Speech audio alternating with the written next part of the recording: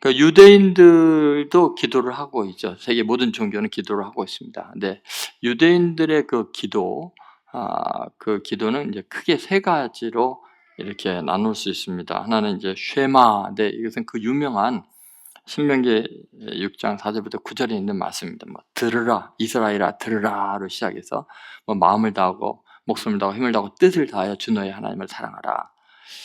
이것은 그 이스라엘 백성들이 아침과 저녁으로 늘 암송하는 신앙 고백이기도 합니다. 출애굽 죄에서 우리를 구원하신, 절망에서 우리를 구원하신 그 하나님의 은혜를 잊지 말고 그 말씀을 늘 마음에 새겨라. 그래서 아주 미간에 붙이고 문설주에 그 아주 새겨 놓고 늘 하나님께 기도하라고 이제 그렇게 합니다.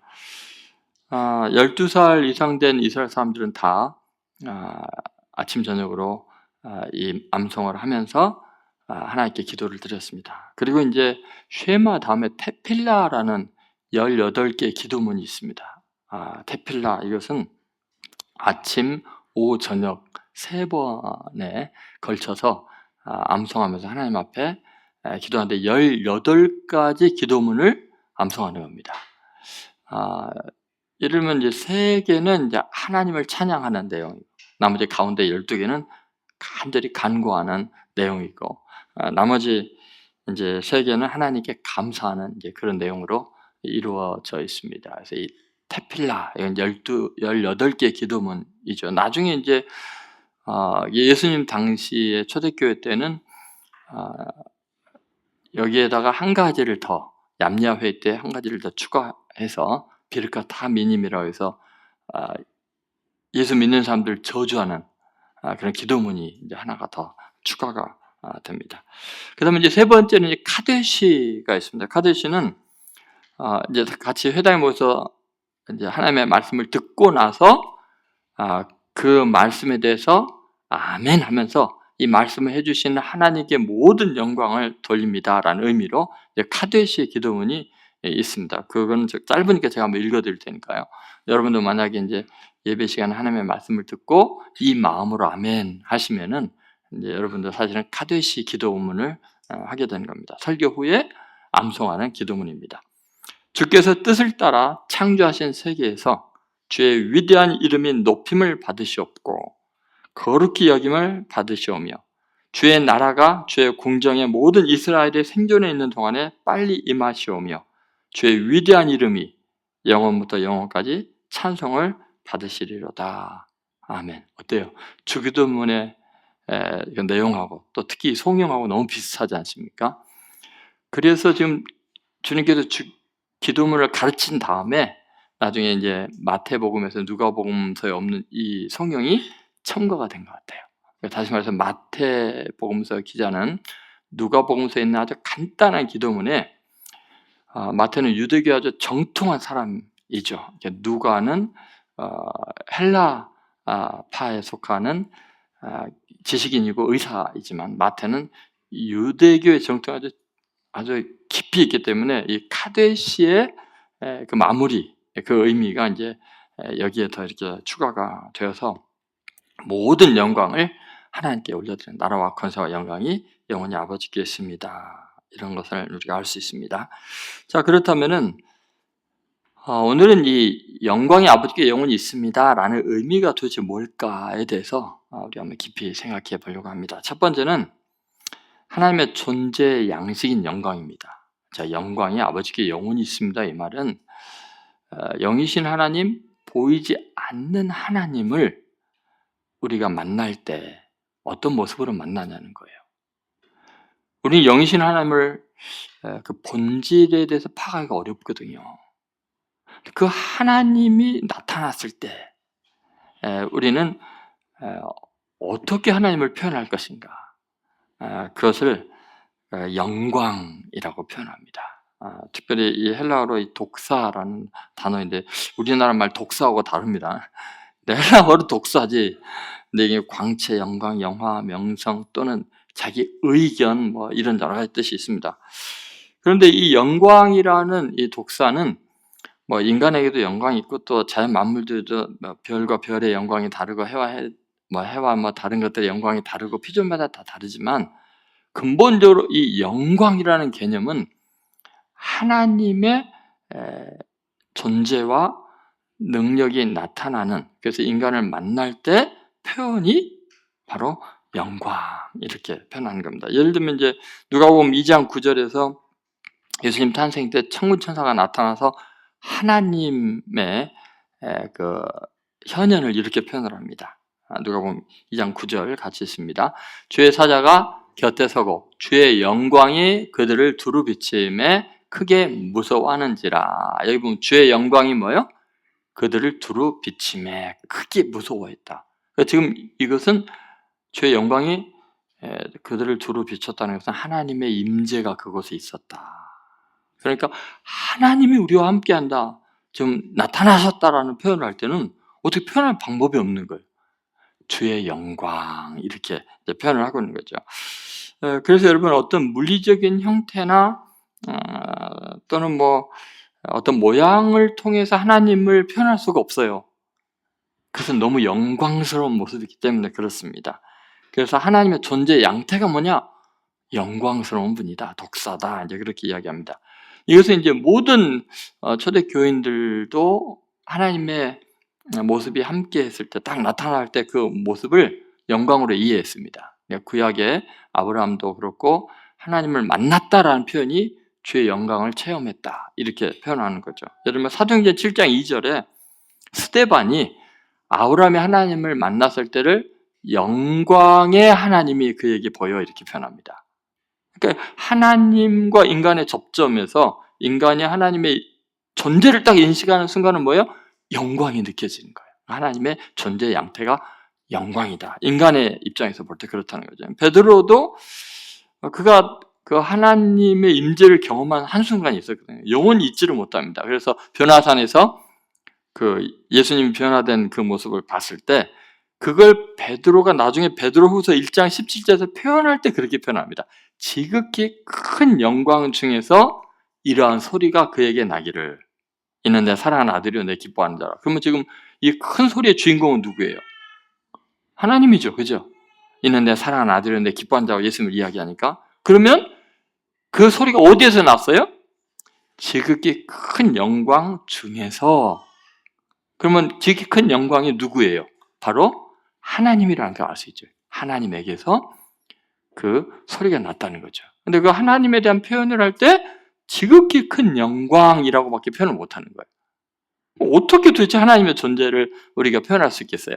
근데 정말 신기하게 성경은 전부 다 영광, 하나님의 영광, 지극히 큰 영광, 이게 같은 말입니다. 하나님이라는 그 표현 자체가 가장 큰 분을 말하고 지극히 큰 영광, 똑같습니다.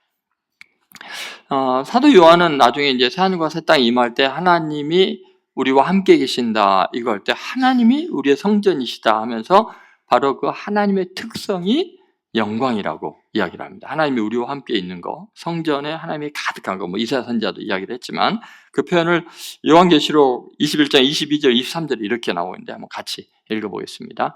성 안에서 내가 성전을 보지 못하였으니 이는 주 하나님 그 전능하신 이와 및 어린 양이 그 성전이심이라. 그 성은 해나 달의 비침이 쓸데없으니 이는 하나님의 영광이 비치고 어린 양이 그 등불이 되심이라. 아멘. 그러니까 여러분, 결국은 하나님의 영광이 찬란한 빛으로 임재해 있다는 거죠. 그것이 하나님이, 성전은 뭐예요? 하나님이 계신다는 거 아니에요. 근데 거기에 바로 하나님의 영광이 가득했다. 여러분, 결국은 우리는 하나님이 어떤 분이다라고 이게 쉽게 존재 양태, 모양으로는 표현할 수 방법이 없기 때문에 지극히 큰 영광, 이렇게 이야기를 하는 겁니다. 물론 이제 하나님의 성품은 어떤 분이시냐? 그러니까 모양, 우리가 눈으로 보는 모양이 아니라 우리의 삶으로 느끼는 그분의 인품, 그분의 그 특성, 본질이 뭐냐 할 때는 요한 1서에서 나온 대로 하나님은 뭐예요? 사랑이시야, 사랑. 그죠? 여러분, 어떤 사람의 외모, 우리가 만날 때 보는 것과 그의 인격은 다를 수 있잖아요. 그죠? 우리가 하나님을 볼 때는 영광을 보게 되고요. 그분을 만나고 개인적인 교제를 할 때는 하나님의 사랑을 느끼는 거예요. 그래서 굉장히 중요한 요소입니다. 그래서 오늘 본문에 이렇게 이야기를 합니다. 영광이 아버지께 영원히 싸움나이다. 이렇게 이야기를 합니다. 이것은 보잘것없는 우리 인간이 영광의 본체이신 그 하나님을 어떻게 대해야 되는가를 명확하게 이야기해 주는 것입니다. 여러분, 우리는 하나님을 정말 경외하는 마음으로 대해야 됩니다. 그 다음에 이제 두 번째 우리가 생각할 거는 그런 것입니다. 그러면 그분이 그렇게 영광스러운 분이라면 우리는 어떤 존재인가? 우리는 죄인으로서 영광과는 어울리지 않는 존재입니다. 다시 말해서 죄인이 감당할 수 없는 영광의 무게가 있다는 거예요. 왜냐하면 하나님 존재 자체가 영광이기 때문에 인간이 그 영광을 취하려고 하면 피조물인 인간은요 감당을 못합니다. 죽습니다. 그래서 여러분 꼭 기억해야 될 것이 있습니다. 자, 나라와 권세와 영광이 영원히 아버지의 것입니다. 아버지께 있습니다 라고 말하는 것은 이런 이유가 있는 거예요. 그 영광은 인간이 취하면 안 된다. 감당이 안 되는 거다. 이것이 바로 영원히 아버지께 있는 것이 내게 있는 게 아닙니다라는 고백을 기도 때 하라는 거예요. 우리가 기도할 때는 내가 영광을 얻기 위해서 기도하잖아요. 하나님 이것 주세요. 저거 되게 해주시고 합격해 주시고 잘 되게 해주시고 유명해 주시고 그러면 하나님께 영원 돌리겠습니다. 아니다. 너는 인간 존재 자체가 너가 영광을 취하고 갈망하는 순간부터 너는 죽는다. 분명히 무너진다. 그러니까 영광은 인간에게 어울리지가 않는다는 거예요. 범죄한 인간에게. 모든 인간은 아니에요. 범죄한 인간은요. 하나님을 반역하고 멀리 떠났기 때문에 영광과는 거리가 멉니다. 왜요? 하나님은 영광이시잖아요. 그분의 존재가 영광인데 우리가 하나님을 멀리 떠났다는 것은 영광과 멀리 떨어져 있는 거예요. 그런 실체를 인식하라는 거예요. 그래서 로마서 3장 23절에 같이 있습니다. 모든 사람이 죄를 범하였음에 하나님의 영광에 이르지 못하다. 이 말을 잘 보셔야 돼요. 우리는 죄를 범했기 때문에 절대로 하나님의 영광과는 어울리지 않는 존재예요. 그 죄인인 주제에 만약에 영광을 받으려고 하는 순간 무너지는 거예요. 모든 게 다. 엉망이 되어버리는 거예요.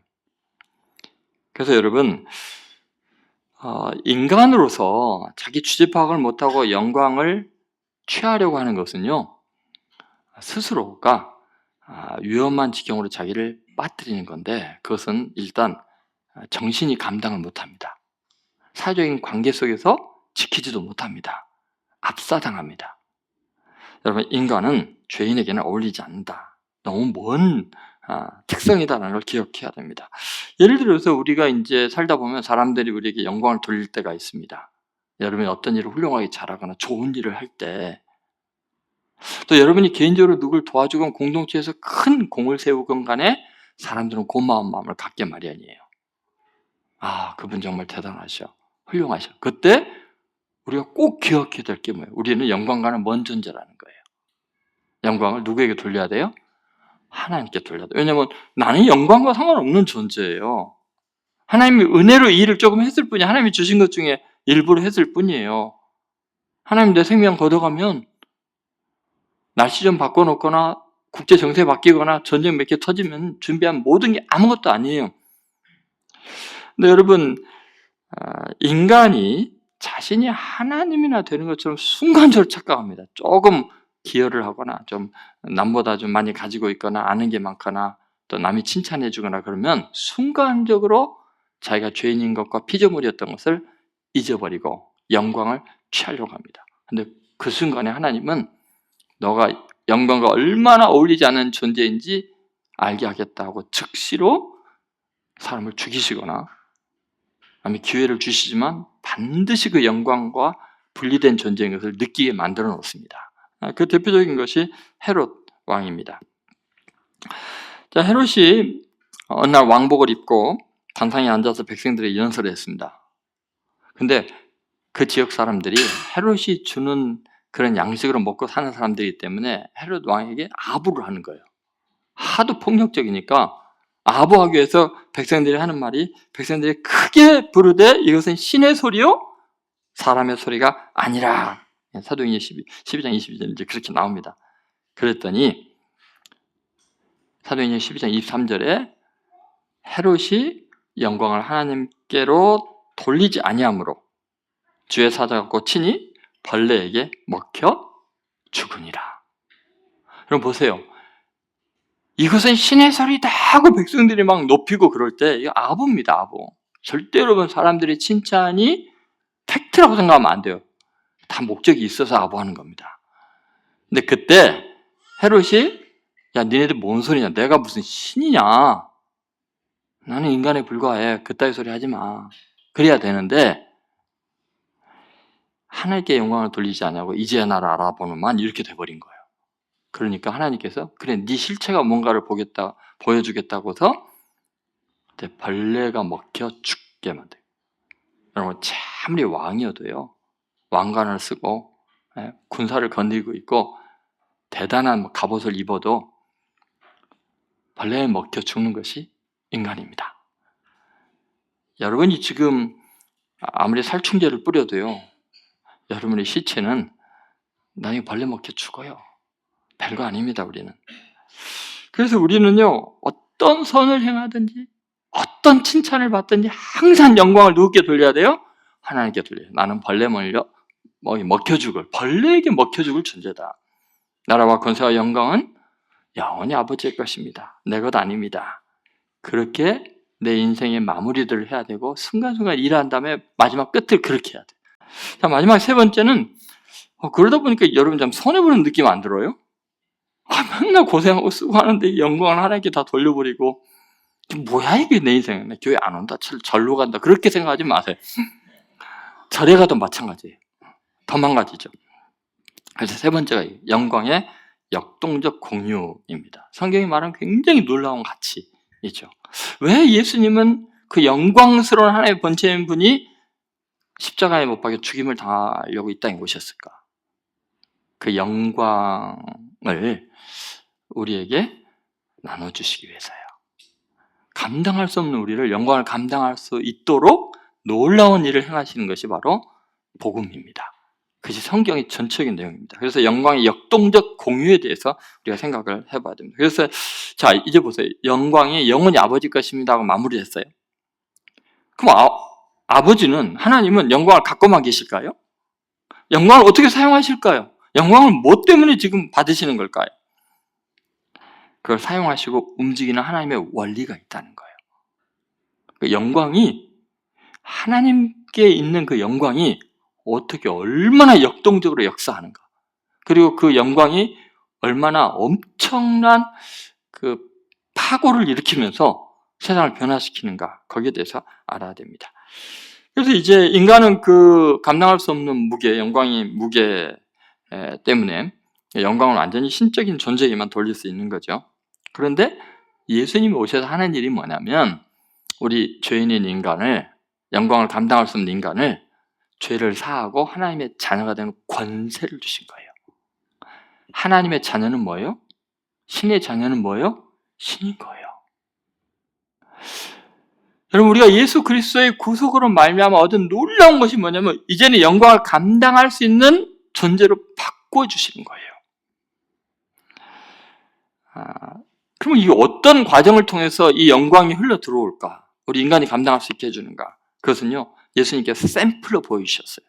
그게 뭐냐면은 하나님의 아들, 신적인 속성이 있죠. 그분 존재 자체가, 예수님은 영광이셔요. 그런데 그분이 놀라웁게 그 하나님의 영광이신 분이 그 본체를 벗고 자기를 낮추시고 종의 형체를 가져 사람들과 같이 되고 이제 죽기까지 복종하시면서 비참해지십니다. 그런데 참 신기한 것은 하나님의 뜻대로 인간을 구원하기 위해서 영광을 스스로 내려놓는 그 순간에 그 영광이 어마어마하게 역동적으로 흘러서 죄인인 우리 인간들을 새롭게 만들어버립니다. 그러니까 여러분, 예수님은 본래 하나님의 본체이지만 그 안에 영광이 얼마나 충만한 분인지 성경은 이렇게 증거하고 있습니다. 그런데 그 구조가 놀랍게도 예수님의 가장 낮아지는 성육신의 과정이 가장 거룩한 영광이 발현되는 순간입니다. 이건 인간들이 생각한 것과 전혀 달라요. 인간은 반대거든요.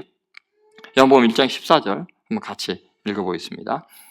말씀이 육신이 되어 우리 가운데 거하심에 우리가 그의 영광을 보니 아버지의 독생자의 영광이요 은혜와 진리가 충만하다. 자, 말씀이 육신이 되는 것은 로고스가 사륵스가 되는 거. 이 절대적인 진리가 고깃덩어리가 되는 거. 아무리 생각해도 여러분 이거는 영광이 없어지는 거잖아요. 그런데 말씀이 육신이 되어서 우리 가운데, 원래 천상의 존재잖아요. 너무 하나님과 하나 되신 분이 죄인들, 꾸물거리는 벌레하게 잡혀먹이는 초라한 인간들 가운데 인간으로 오셨을 때 그의 영광을 보니 아버지의 독생자의 영광이다. 은혜와 진리가 충만하다. 여러분, 영광이 어떻게 발현이 되냐면요, 정말 말씀이 육신이 될 때예요. 정말 그 거룩하신 분이 자기를 낮추실 때 그 영광이 폭발적으로 나타나서 충만해져, 온 우주 가운데 충만해지는 역사가 일어나는 거죠. 모르겠어요. 물리학자 이런 걸 빅뱅이라 그런지 어쩐지 저는 모르겠습니다만 성경은 그렇게 이야기를 하고 있어요. 여러분, 예수님은 그 영광의 실체, 그 실체로 우리에게 언제 발현이 되셨느냐? 그 뭐 지극히 높은 곳에서는 하나님께 뭐요? 영광이요. 땅에서는 하나님이 기뻐하시는 자 중에 평화라고 했을 때 그 언제였어요? 바로 예수님이 이 땅에 육신의 몸으로 여자의 세포 속에서 쬐그만 아기로 태어났을 때 그걸 갖다가 지극히 높은 곳은 하나님께 영광이라고 하잖아요. 여러분, 우리가 언제 하나님의 영광이 우리의 삶에서 발현되냐면요, 지극히 작은 자들 가운데 거할 때, 작은 자로 자신을 낮출 때 어마어마한 에너지가 폭발돼요. 하나님의 임재가 나타나는 거예요. 하나님의 영광이 드러나는 거예요. 이게 성경이 일관된 이야기입니다. 데살로니가후서 1장 12절에도 그렇게 합니다. 우리 하나님과 주 예수 그리스도의 은혜대로 우리 주 예수의 이름이 너희 가운데서 영광을 받으시고, 그건 예수님만 영광 받아요? 너희도 그 안에서 영광을 받게 하려 함이라.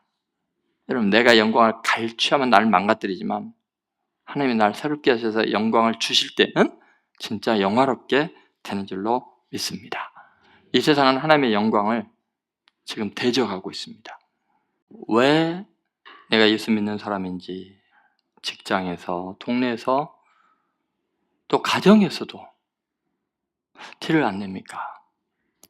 영광을 내가 가로채고 내채면 그게 앞서기 때문입니다. 저는 여러분이 세상에 하나님이 없다고 하는 세상에서 하나님의 영광의 광채가 되시기 바랍니다. 하나님께서 반드시 여러분을 높여주십니다. 하나님께서 높이는 사람을 끌어내릴 수 있는 힘은 세상에 존재하지 않습니다. 하나님께서 부욕해 하시기를 원하시는데 하나님의 영광이 아니라 내가 계산하기 때문에 계속 더 힘들어질 수 있습니다. 너희는 먼저 그의 나라와 의를 구하라. 그분의 나라와 권세와 영광이 아버지께 영원히 있습니다를 믿음으로 진심으로 고백한다면 여러분 어떤 상황에서도 하나님께서 여러분을 높이시고 위대하게 하시는 것을 경험하게 될 줄로 믿습니다. 그렇게 승리하는 우리 귀한 성도들 되시기를 간절히 축원드립니다.